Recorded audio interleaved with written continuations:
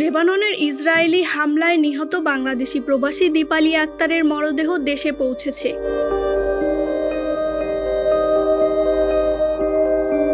বৃহস্পতিবার গভীর রাতে হজরত শাহজালাল আন্তর্জাতিক বিমানবন্দরে তার মরদেহ বহনকারী বিমান অবতরণ করে। পরে সরকারের পক্ষ থেকে মরদেহ গ্রহণ করে পরিবারের কাছে হস্তান্তর করা হয়। পররাষ্ট্র প্রতিমন্ত্রী শামা ওবায়েদ বলেন, দীপালিকে আর ফিরিয়ে আনা সম্ভব নয়, তবে তার পরিবারের পাশে সরকার থাকবে।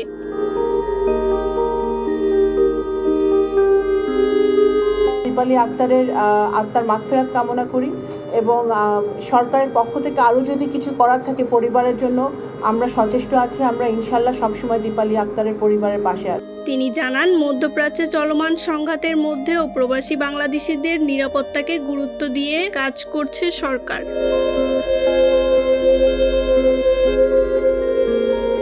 প্রতিমন্ত্রী আরও জানান, ইরান, ইসরায়েল ও যুক্তরাষ্ট্রের সাম্প্রতিক সংঘাতের পর এখন পর্যন্ত ৮ জন বাংলাদেশি নিহত হয়েছেন।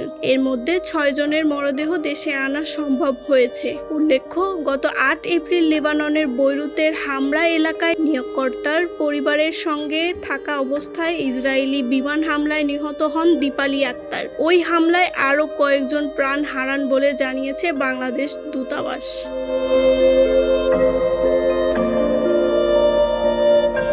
Meherunnesa Boishakhi, face the people, desk report.